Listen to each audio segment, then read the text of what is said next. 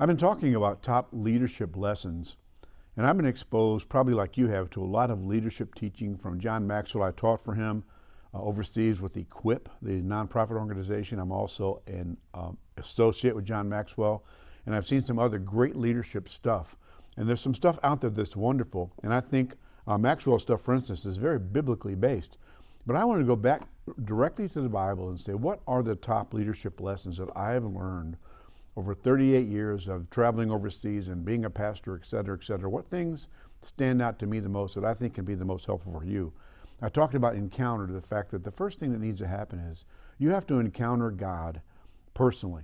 You have to have a personal relationship where you know God has called you, because leadership really only flows out of your relationship with God. You can have leadership principles apart from Jesus, and they might be, workable, but it's not going to flow out of God's Spirit to you, to others. And so the best leadership principles flow out of your relationship with God, which begins with an encounter. We see Abraham and Moses and others have an encounter. Even in the New Testament, Jesus said, "Come and follow me."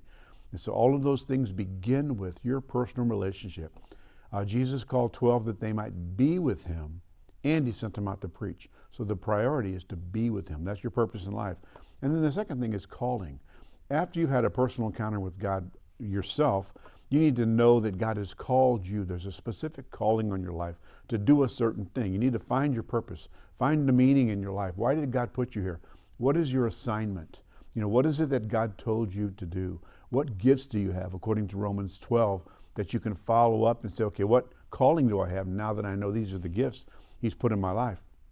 We see, Moses as a reluctant deliverer. God called him and he said, someone else. I'm not qualified. People always say that. Deborah was a woman. Gideon wasn't famous. Jeremiah was young, et cetera, et cetera. What's your excuse? And then after calling is vision and purpose. After you know that you have an assignment, then you got to get some details. What specifically is this? What does this look like? We used the example in Genesis 11 where they had the right communication, they had the right vision, they were one people, they were united, but they had the wrong purpose. They had everything going for them from a leadership business perspective except for the will of God.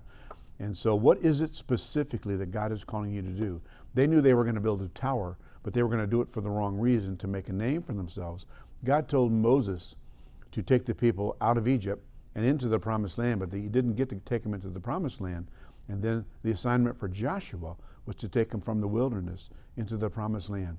What's your assignment, and what is your specific way of doing it? How do you engage that calling? How do you make the next step? And then I'm going to talk a little bit today about preparation. Anytime you've got a call from the Lord, you've got to get ready and feed that calling. And a gift comes fully from the Lord as a gift, but you can develop that gift. Let's say, for instance, when I got called to the ministry, I knew I was called to ministry, but I didn't know exactly what I was supposed to do. So out of courtesy, the pastor of the church I was at had me preach.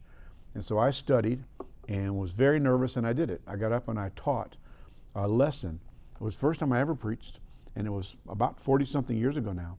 And I discovered about 10 minutes into my message that I had something beyond my intellect helping me. I had a gift. I recognized a gift. But even though there was a gift there, I didn't really know the Bible well enough, and I didn't know how to do the things the right way. I had to get some training. I went to Bible school. I ended up going to seminary. I've got experience. I did a lot of things poorly as I got experience and learned to do it better. And so there's a season of preparation. You look at Joseph, you even look at Jesus. You look at all the people in the Bible, David, who had a calling, but they had a season of preparation. Preparation is not wasted time if you're actually learning during that season. And so you've got to ask yourself the question, and most of all, ask the Lord the question, what is the preparation for my assignment? Maybe you need to go to college. Maybe you need to go to Bible school. Maybe you need to do an intensive Bible study online. Maybe it's an assignment he gives you specifically. Maybe you have to work with someone who's doing what you want to do. I can't tell you what that is, but the Lord has a pathway for you, and I would not shortchange or shortcut that call on your life by failing to develop that gift and calling into the best it can be in you. Learning the Bible, for instance, is always a good thing. Whatever subject God is putting in your heart, throw yourself into that. I've studied leadership for decades, and You know, I've made so many mistakes at leadership, but I've learned so much from other people, and I've learned so much from the Word of God and from reading things. But I always know I have to work on this. You know, a disciple is never fully developed in this life. You're always growing. I really like the idea of being a lifelong learner. I got my doctorate at 67 years old. I was the oldest guy in the class. I've always been a learner. Part of the call on my life, because of the teaching gift, is to learn the Word of God. And so I spend so much time studying the Bible and reading the Bible and looking up things before I teach. Now, you don't have to do that, but you've got to say, okay, what is my assignment? What am I called to do? How do I develop that? There are other people that teaching is not their gift. There's other areas they need to emphasize.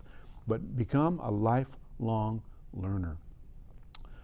Leaders are readers. Don't ever feel like you've got to the pinnacle or the point where you can stop growing. You know, if you're not growing, the people around you are not growing. One of the things that happened when I went back to school the first time and really got into it, and it was really intense, is the church really grew while I was going to school. And I thought, that's so peculiar, but they were benefiting from my growing and learning. And so you should be doing this your entire life. But before you start your ministry, you're going to need to spend some time learning, humble yourself, go to some people who are doing what you want to do, some people who have done what you want to do, and learn. You know, follow their footsteps. Paul and Timothy worked together. Timothy followed Paul. Paul said, follow me while I follow Christ. And so find some people that can pour into your life. I have some models and some mentors. You know, some people have gone on to be with the Lord.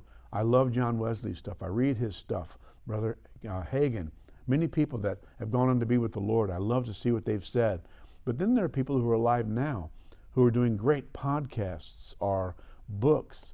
And so you have to be careful what you expose yourself to. Eat the hay and spit out the sticks.